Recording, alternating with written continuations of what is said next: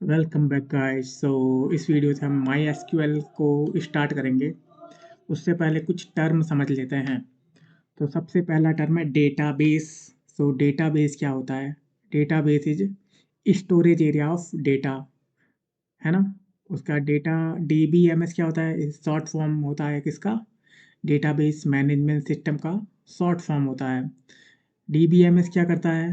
DBMS एक interface की तरह कार्य करता है डेटाबेस और एंड यूजर। एंड यूजर कौन होता है? जैसे कि आप हो, और डेटाबेस जहाँ डेटा स्टोर है, और डीबीएमएस क्या करता है? उन दोनों के बीच में इंटरफेस का काम करता है। जैसे कि आप चाहते हो कि डेटाबेस से इंटरेक्ट करने के लिए, तो आप डायरेक्ट नहीं कर सकते, आपको डीबीएमएस यूज लेना पड़ेगा, डेटाबेस मैनेजमेंट सिस्टम का यूज करना पड़ेगा।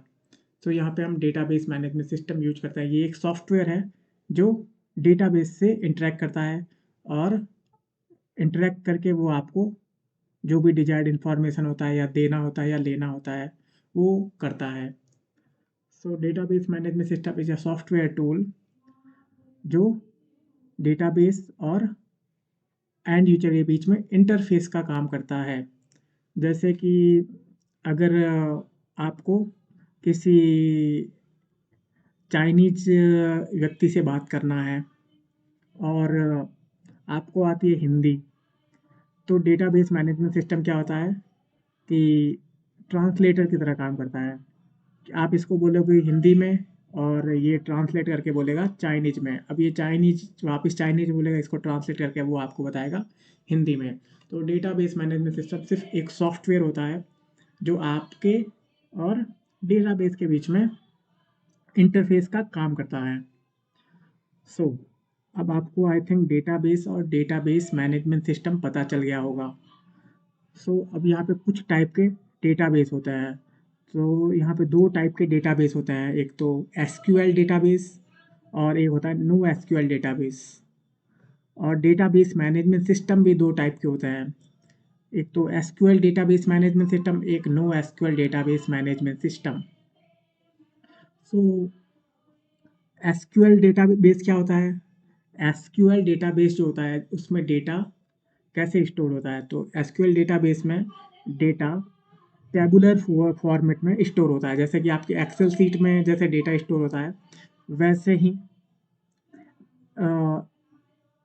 एसक्यूएल डेटाबेस में, या उसको बोल सकते हैं रिलेशनल डेटाबेस भी बोलते हैं, उसमें data relational sorry tabular format में स्टोर होता है।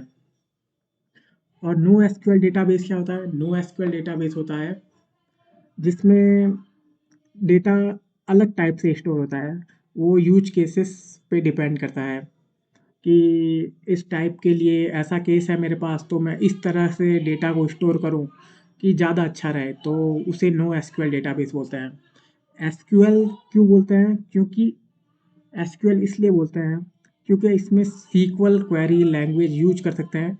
इसको मैनिपुलेट करने के लिए, डेटा के साथ ऑपरेशन करने के लिए सीक्वल क्वेरी लैंग्वेज यूज कर सकते हैं, एसक्यूएल लैंग्वेज यूज कर सकते हैं, एसक्यूएल यूज कर सकते हैं।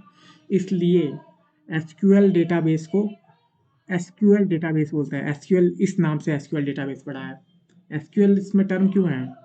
क्योंकि सीक्वल यूज कर सकते हैं इस डेटाबेस के लिए। और नो एसक्यूएल मतलब इसके लिए सीक्वल यूज नहीं कर सकते, इसके लिए कोई अलग ही क्वेरी लैंग्वेज यूज करनी होती है। ठीक है। यहाँ पे मैंने डेटाबेस तो मैंने बता दिया, उसके टाइप भी बता दिए। डेटाबेस मैनेजमेंट सिस्टम के भी दो टाइप होते हैं, और उसके नाम भी सेम होते हैं। डेटाबेस मैनेजमेंट सिस्टम कितने टाइप के होते हैं? दो टाइप के होते हैं। कौन कौन से? एसक्यूएल भी होता है और नो एसक्यूएल भी होता है।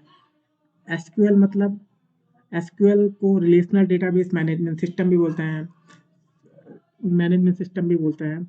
तो एसक्यूएल डेटाबेस क्या, एसक्यूएल डेटाबेस मैनेजमेंट सिस्टम क्या करता है?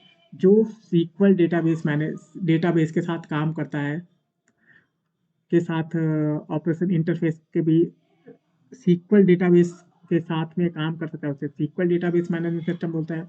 और जो नो सीक्वल डेटाबेस के साथ काम करता है, उसे no SQL database management system बोलते हैं।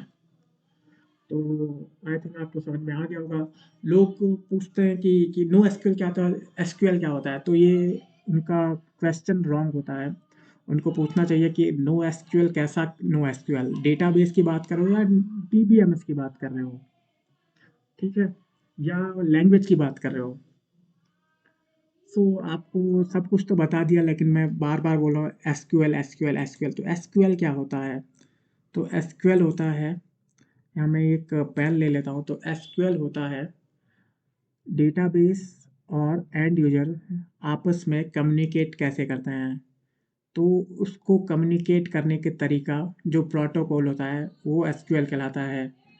तो कम्युनिकेशन कैसे किस तरीके से करेंगे, तो इसके लिए अपन को एसक्यूएल यूज करना पड़ता है, सीक्वल क्वेरी लैंग्वेज। जैसे कि आप दो लोग कैसे बात करते हो, दो लोग जैसे कि हिंदी में बात कर रहे हैं, तो इसमें क्या होता है कि एंड यूजर और डेटाबेस मैनेजमेंट सिस्टम आपस में कैसे कम्युनिकेट करते हैं, सीक्वल लैंग्वेज की मदद से कम्युनिकेट करते हैं। किस केस में? जब database management system SQL database हो और डेटाबेस भी एसक्यूएल ही हो।